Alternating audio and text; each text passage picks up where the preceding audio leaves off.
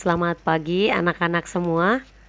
Kembali lagi Ibu Mawar akan menjelaskan materi apa nih ya? Bangsa Israel memasuki tanah terjanji. Oke, apa kabar anak-anak?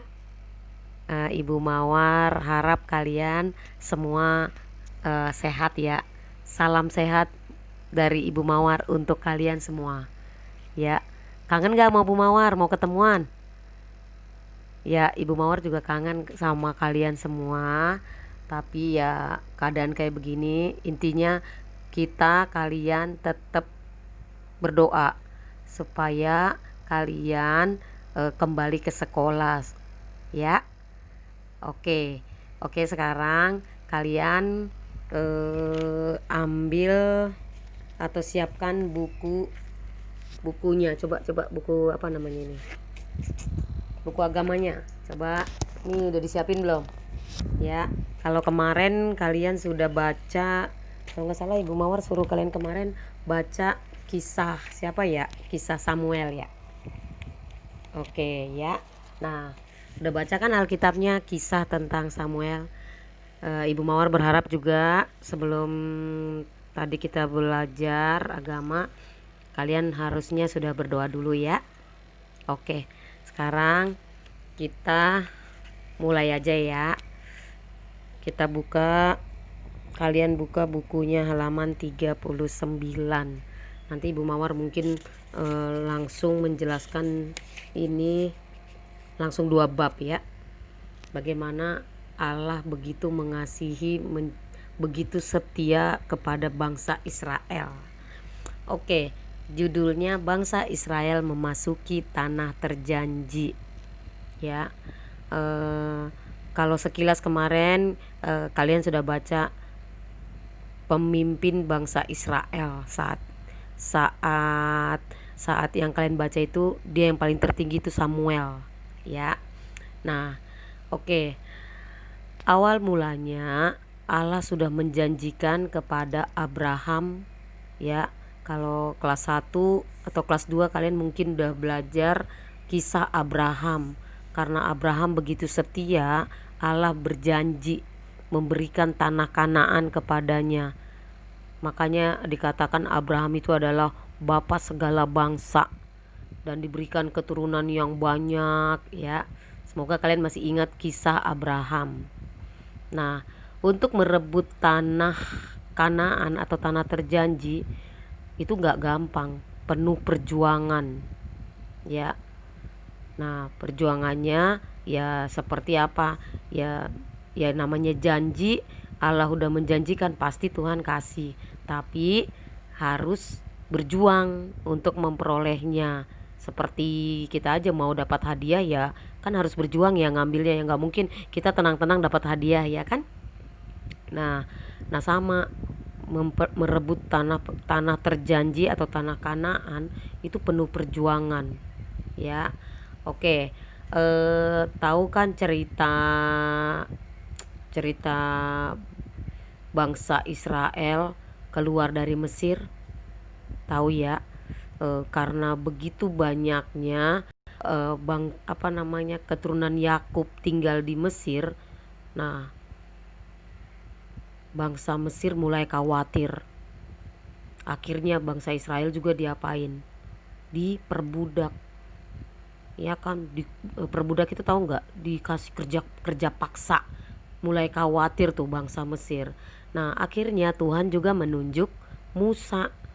Ya, kisah Musa udah tahu kan? Seperti apa kisah Musa?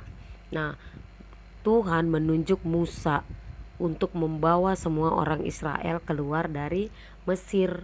Nah, Musa itu bekerja keras gimana supaya, karena dia orangnya taat juga kepada Allah, dia memimpinlah itu bangsa Israel bangsa Israel keluar dari Mesir ya. Kisah Musa semoga kalian nanti masih ingat dan boleh kalian nanti baca juga di Alkitab di Ulangan ya. Tapi intinya kisah Musa sedikit aja yang Bu Mawar kasih tahu ya. Musa itu keturunan dari Lewi, ya. Nah, dia itu dipilih Allah untuk keluar dari Mesir. Pokoknya Musa udah banyak menderita. Karena apa? Dia udah bela-belain bawa bangsa Israel, tapi apa dia dia apa? Di apa namanya, orang-orang bersungut-sungut. Ya kan? Bukannya bersyukur sama Musa, padahal Musa itu mau menyelamatkan bangsa Israel. Intinya Musa itu menderita karena apa? Dicela, dituin, dimarah-marahin. Ya kan? Tapi Musa tetap setia kepada Tuhan, membawa bangsa Israel keluar dari mm, Mesir. Akhirnya Musa juga begitu sudah berjuang, dia tidak sampai-sampai membawa bangsa Israel ke tanah Kanaan. Di pertengahan jalan, berapa tahun kemudian, kalau nggak salah mereka itu 40 tahun mengembara. Nah, di pertengahan itu juga Musa akhirnya meninggal. Nanti kalian baca di Ulangan 32 ayat eh, Ulangan 32 dan Ulangan 34. Pokoknya kisah Musa seperti apa perjalanannya sampai dia akhirnya meninggal di Gunung Nebo dan dia dimakamkan di situ. Akhirnya, pendek cerita, Bu Mawar cuma kasih sekilas aja mengenai Musa ya. Musa meninggal. Nah, Tuhan juga tetap baik. Tuhan gak biarkan gak ada yang memimpin. Tuhan tunjuk Yosua memimpin mereka lagi, orang-orang Israel, supaya keluar dari Mesir, ya.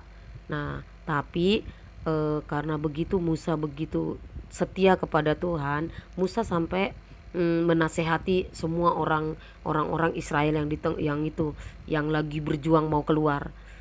Dia mengatakan apa? Tetap percaya, tetap mencintai Allah, dan berbaktilah kepada Allah saja. Nah, itu pesan Musa kepada orang-orang Israel tuh. Sebelum dia meninggal tuh dia berpesan seperti itu kepada orang-orang Israel.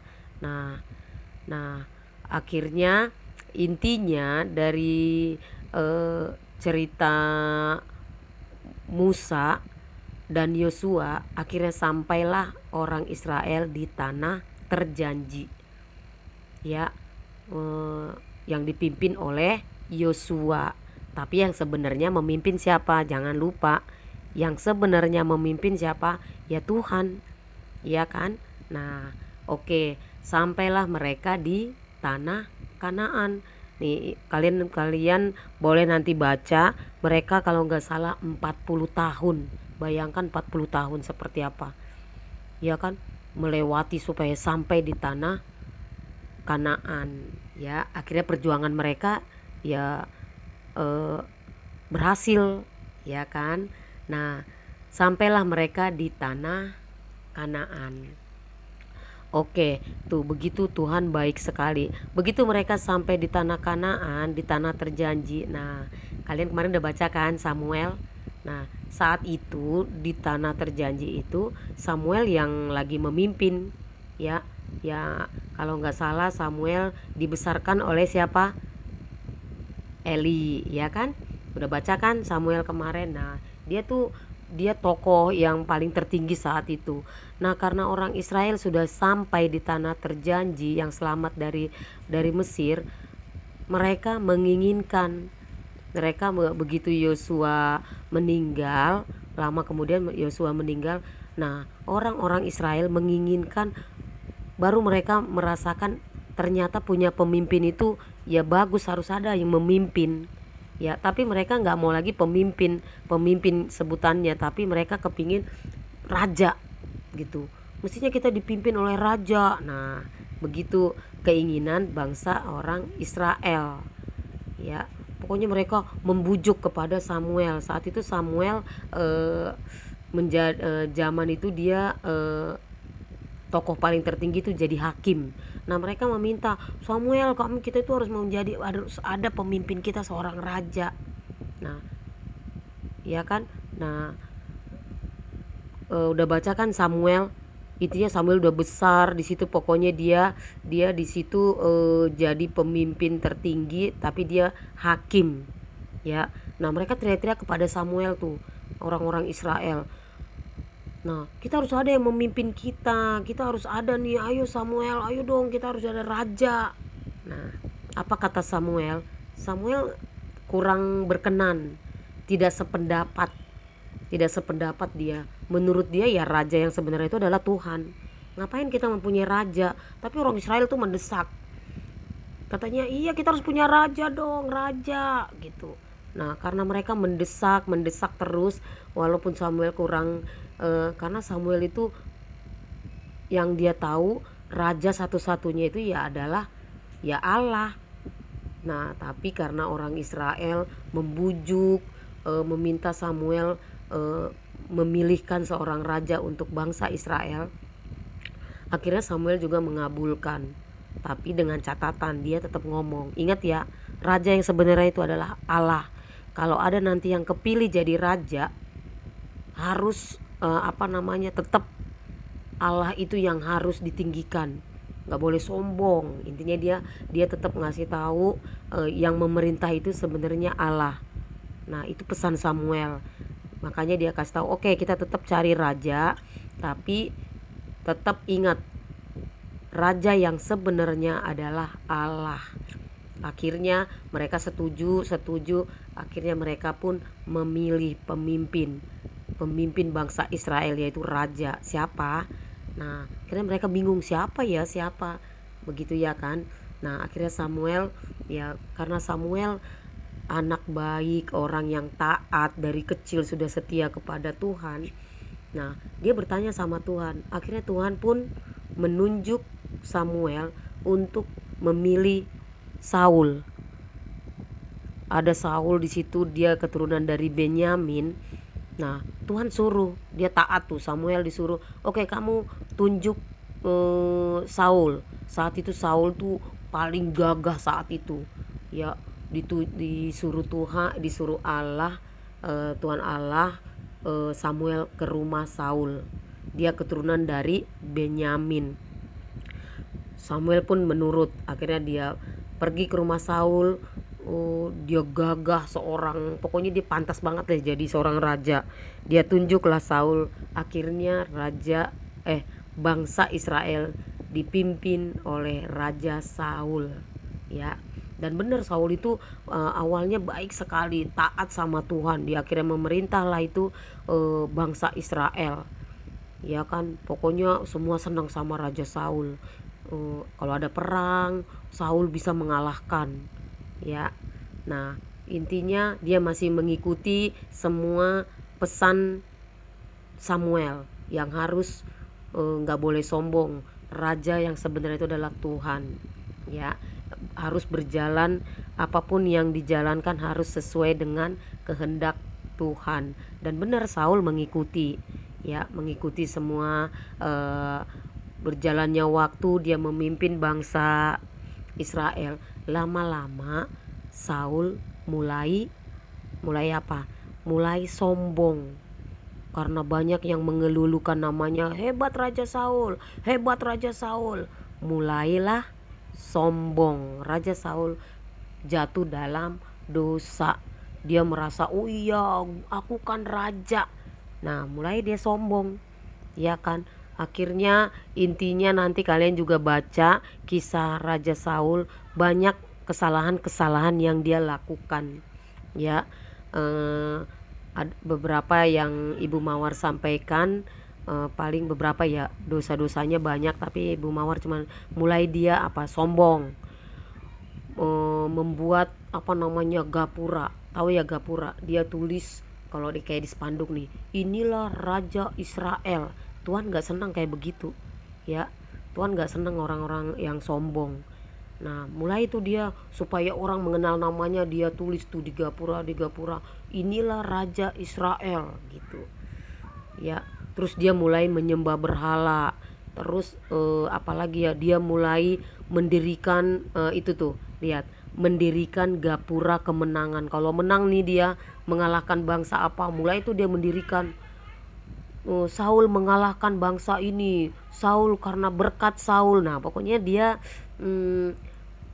supaya orang mengelulukan namanya. Dia mulai lupa kepada Tuhan.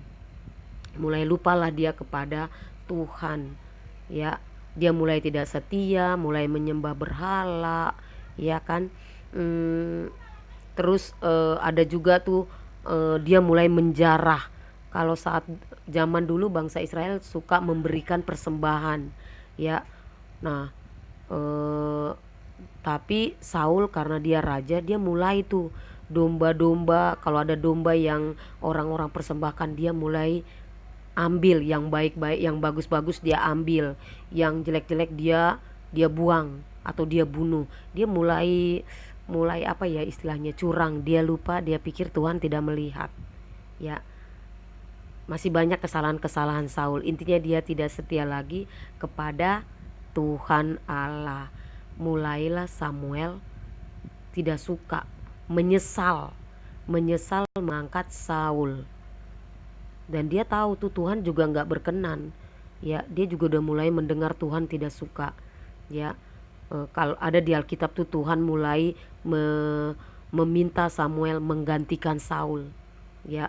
Pokoknya Tuhan bilang ganti Saul gitu, ya. Akhirnya pendek cerita Saul pun digantikan. Allah mulai berkata kepada Samuel untuk mencari raja yang baru. Siapa?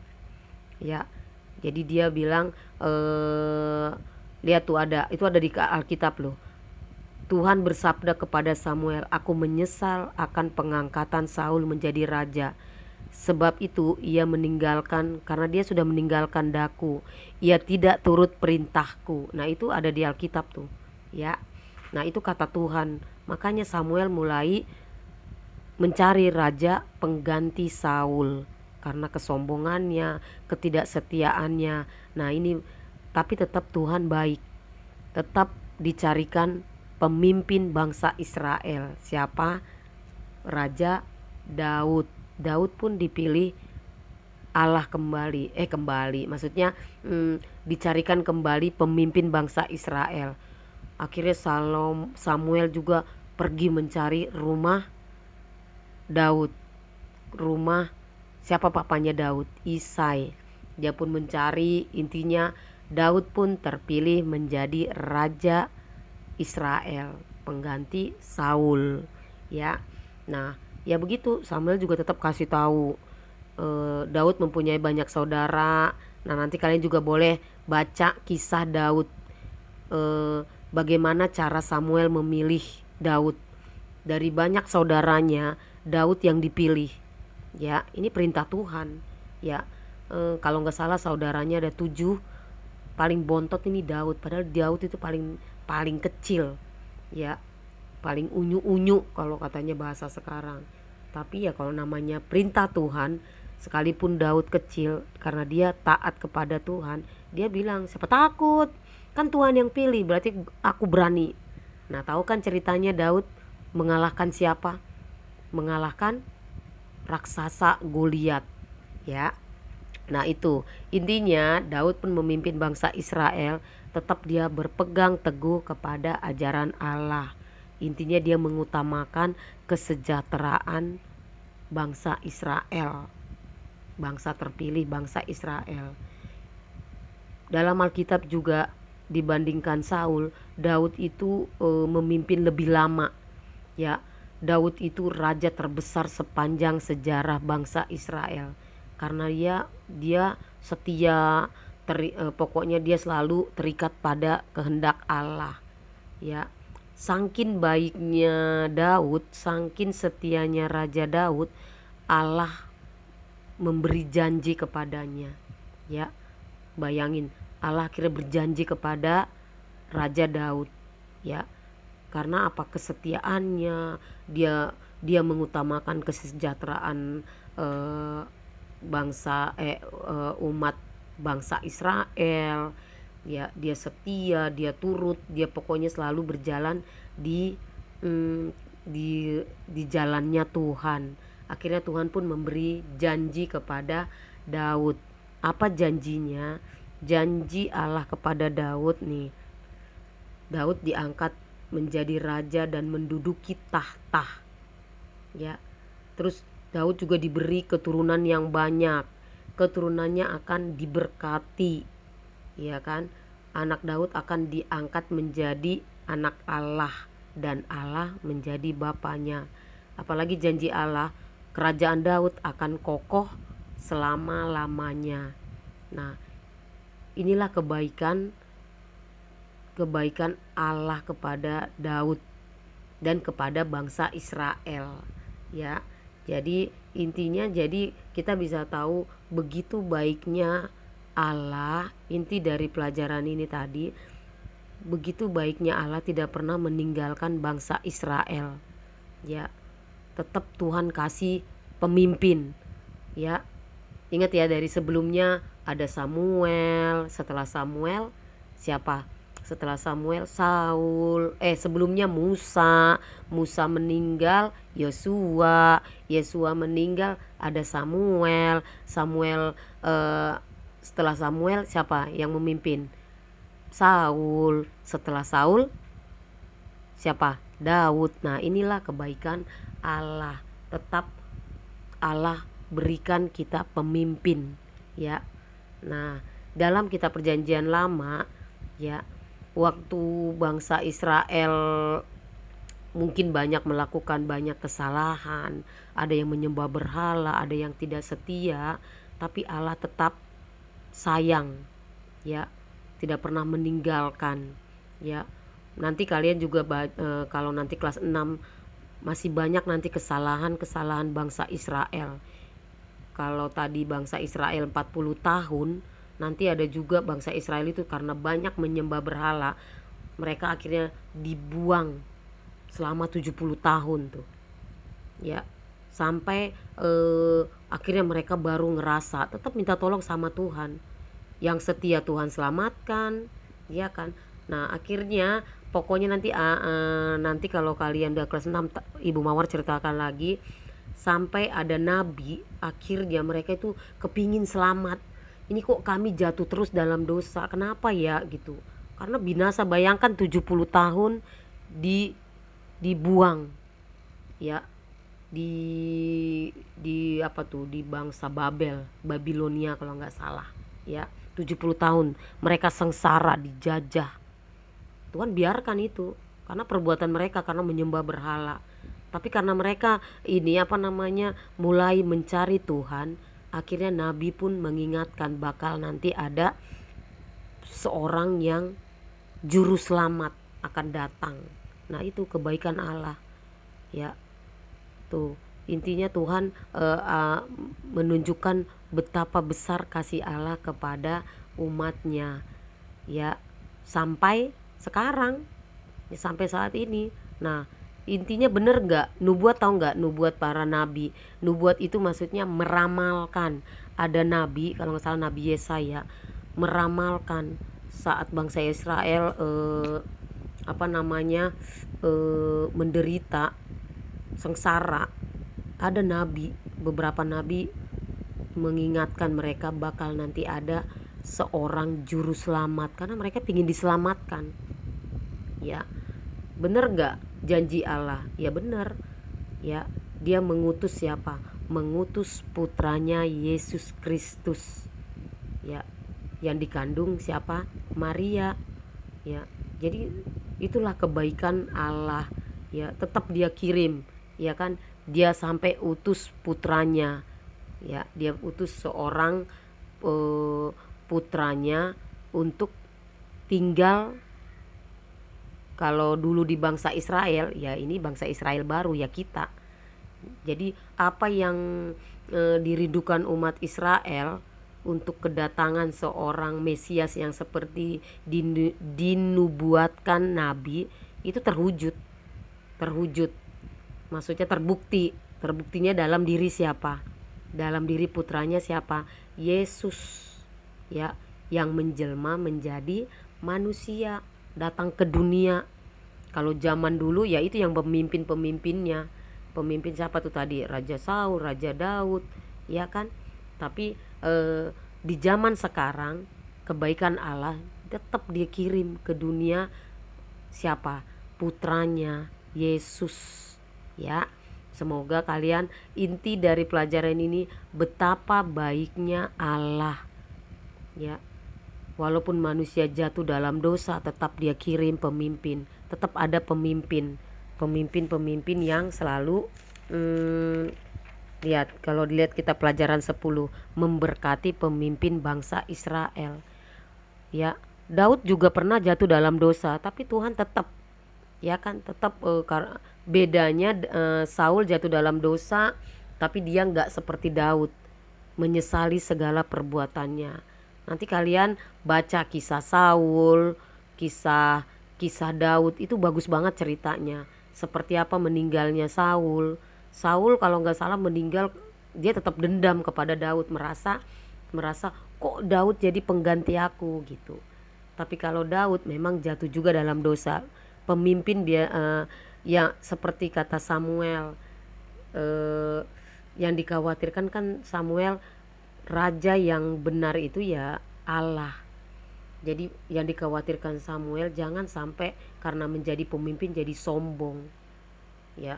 Saul juga sombong karena dielu-elukan jadi raja, mulai sombong, jatuh dalam dosa, ya kan, digantikan oleh Allah jadi Daud. Daud juga kalau nggak salah jatuh juga dalam dosa, tapi bedanya dia bertobat. Ya, di sini Ibu Mawar nggak menceritakan detail kisah Daud. Kalian baca aja nanti di Alkitab. Oke, inti dari pelajaran ini kebaikan Allah. Allah memberkati pemimpin bangsa Israel. Nah, begitu ya.